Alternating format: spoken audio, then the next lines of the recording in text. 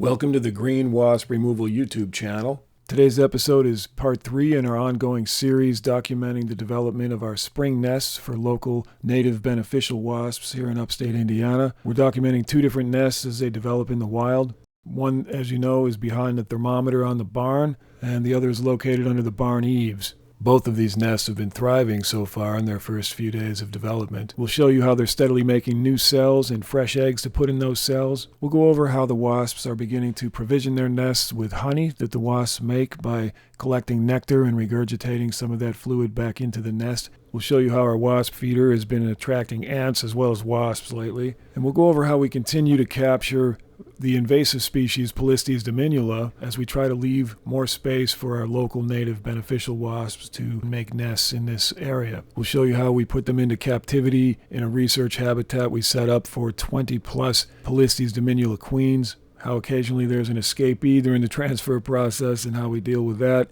And we'll show you how these individual queens and foundresses have adapted to group captivity by forming their own eusocial colony, complete with their own hierarchy structure in 2 separate camps. So here we'll begin part 3 of this series on May 10th of 2023. We'll start with the nest underneath the barn eaves, and here we'll transition over to field audio for a bit. All right, looks like she's collected quite a bit of nectar and turned it into wasp honey. You may have heard us talk about that. Wasps actually make honey like bees, similar, not exactly in the same way or the same quantities, but they do make honey and they store it for their own energy purposes while they're building the nest, and that seems to be what she's done here. You'll notice when you look into this nest, they store the honey right in with the eggs in each cell. This doesn't appear to affect the eggs' development at all. These food stores are for the adult wasps only, not for the developing larvae. Here we'll transition back to field audio. May 11th, 2023. Just an update on our local Polistes Fuscatus nest. Here you see the foundress at rest after she's been out foraging a bit today. The nest seems to be doing just fine, growing steadily. Fresh eggs in each cell as they're made.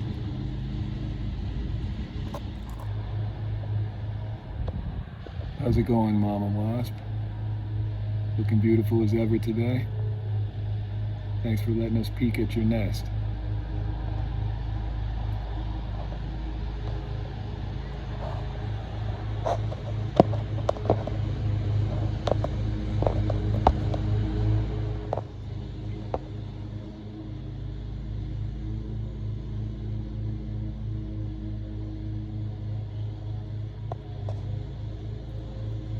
What you see here is grooming behavior. They do this every time they return to the nest and every time just before they take flight. It removes dust and debris from their body, keeps the nest clean, and allows for better aerodynamics.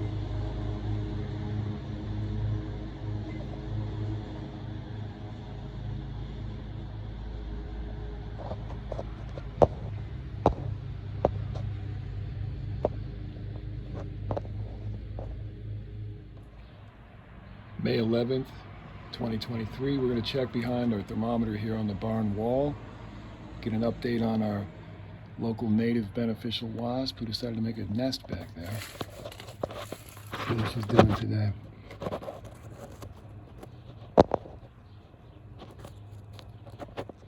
The nest is looking good today. Let's try to get some better light on it.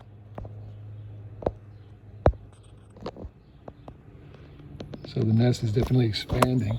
Here she comes. Speak of the devil.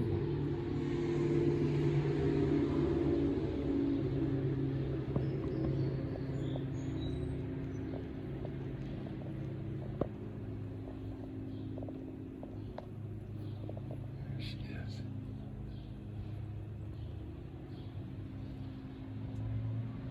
Let's see what she's doing back there.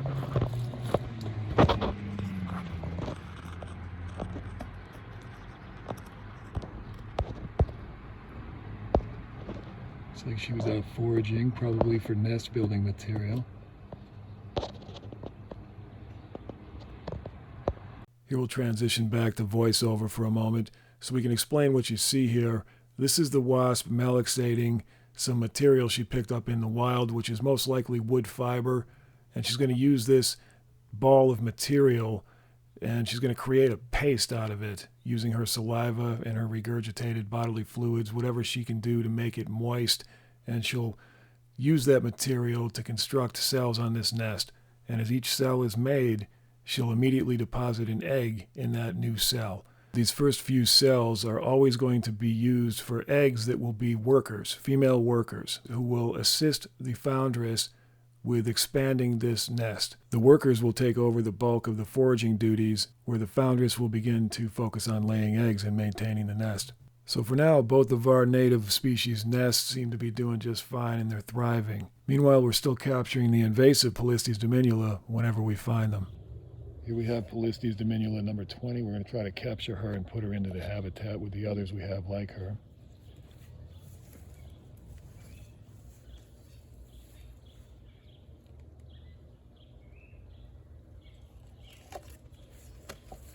All right.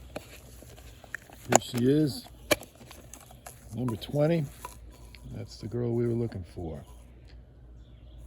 What we're doing here is we're capturing all of the Polistes Dominula queens we can find, and we are doing this so we can allow our native Polistes to use this space instead of the Polistes Dominula. Lately, in the last couple of years, the Dominula have been sort of the most dominant wasp we see in this area. So now that we've captured a bunch of them here and put them into captivity, we're seeing more of our native Polistes like the Fuscatus and the Metricus, and that's the goal. So inside this habitat, we already have 19 Polistes Dominula queens. This will be number 20. There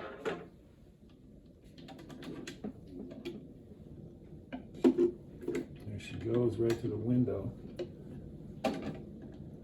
And that allows us to keep these out of our native local ecosystem, where we're attempting to allow only the Metricus and the Fuscatus to nest.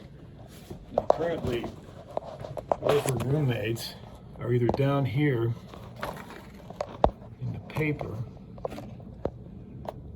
They like to nest down here in the paper, or they like to nest up here above the cardboard. And they're in various places around the habitat, underneath the bark and so forth as well. Let's see if we can capture her today for our habitat.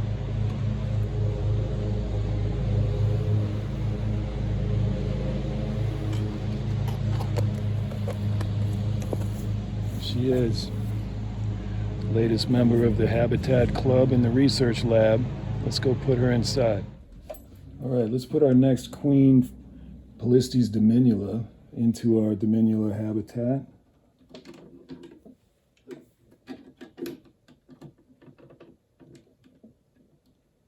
Gotta let them settle down just a little bit. Oh, got an escapee. When that happens, we have to get her off of the window where she likes to go right after she gets out.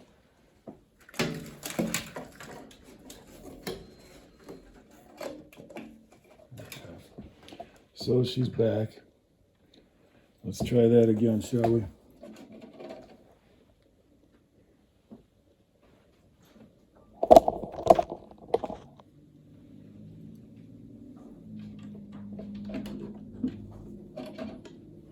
Just an editing note here, if you attempt this at home or in a research lab, just remember the easiest thing to do is to wait until evening when they're all calm anyway, rather than trying to do this in the daytime. But for the purposes of our video, we just don't have time to wait till the evening for everything that we do, so we often will just try this during daylight hours, just to save time.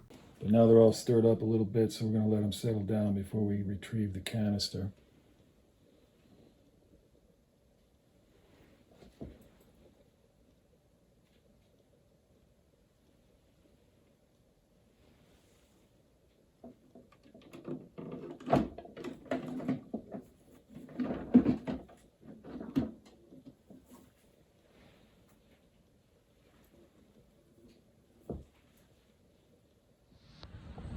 May 12th, 2023.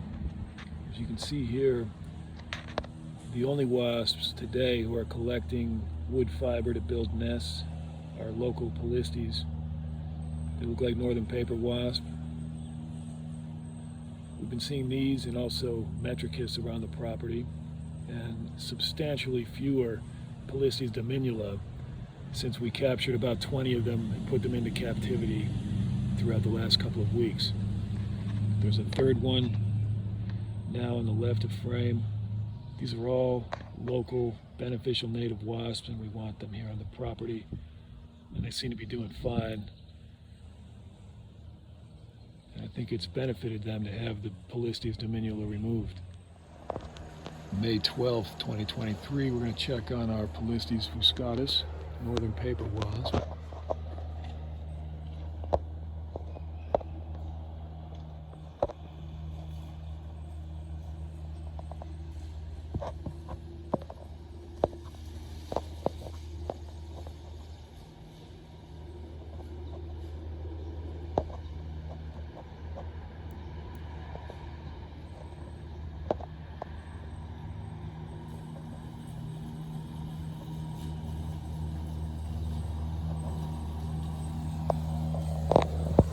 Looks like she's doing fine today.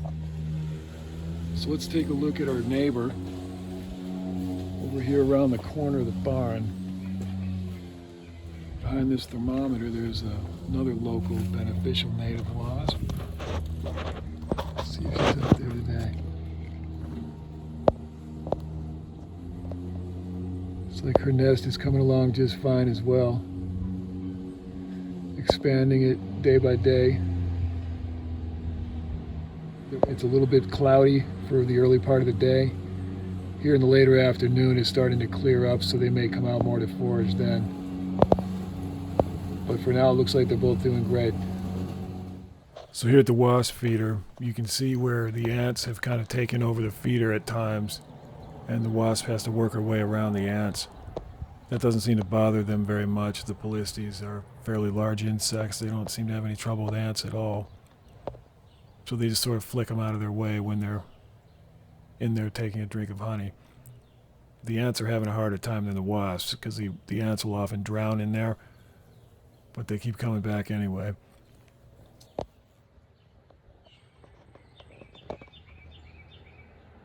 One interesting thing we noticed today was that a cardinal bird, a red cardinal, was out and appeared to be eating the ants from the feeder. So that may be helpful to the wasps and the birds.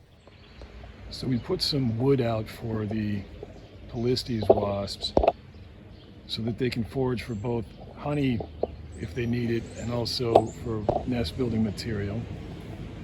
So as you see here, she's foraged for a little wood, and now she's bopping along the edges of the barn.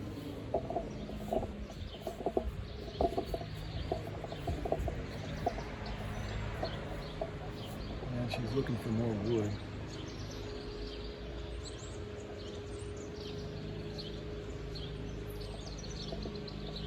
Looking for a place to set up her nest, hopefully, as well. Here we have several native wasps, but also a Polistes Dominula wasp. So we're going to capture the Dominula here and remove her from the environment so that these guys, our natives, can do better.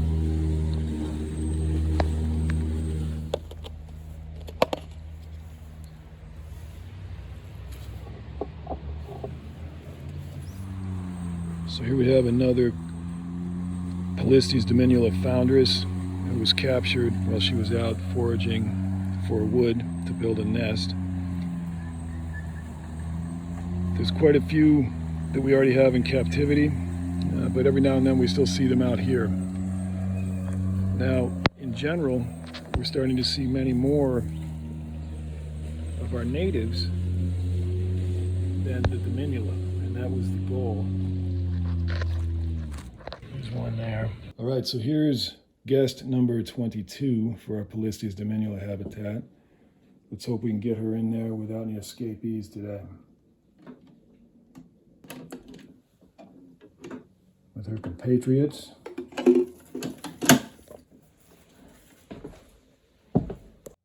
So there seems to be two camps now inside the habitat. One is up here at the top of the cardboard structure. and the other is down here in the paper. And the ones that like to live down in the paper, they hang out down there for extended periods of time. And they defend their area very fiercely, so they seem to have established a secondary camp in here.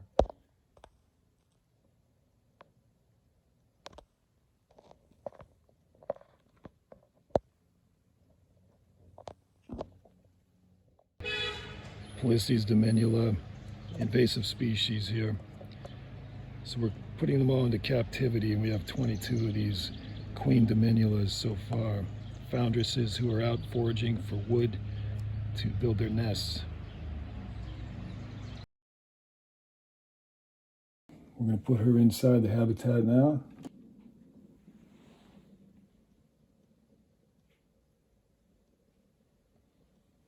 Got too many on the door at the moment. As soon as they leave, then we'll have a chance. All right, Mama, here you go.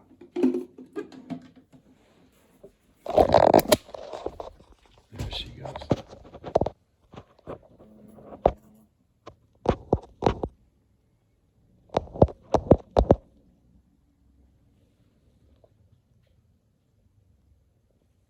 Now we can retrieve our container.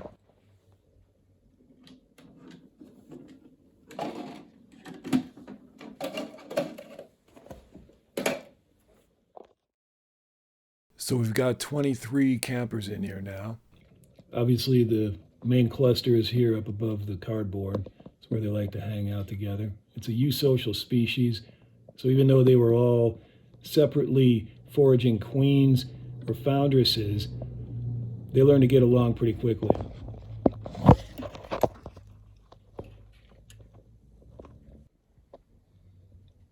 They learn how to create a dominance hierarchy. So everybody has a pecking order and they all know where they stand with the others in the habitat.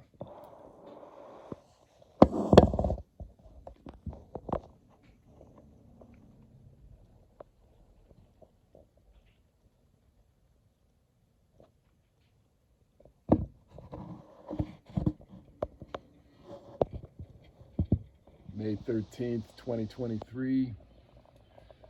Today's a rainy day. We're going to see if our wasps are hiding out today. Yep, they're hanging out, just waiting for the rain to pass. Otherwise, they seem to be doing just fine.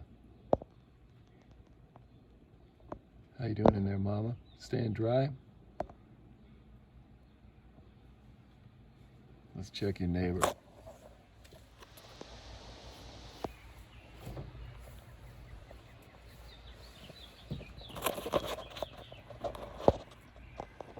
How are you doing today? Staying dry up there?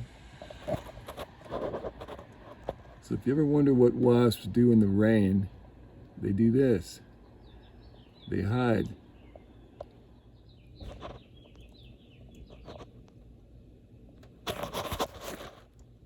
You can see she's got some provisions in there, some water and some nectar. So she's good just to hang out until the rain's gone.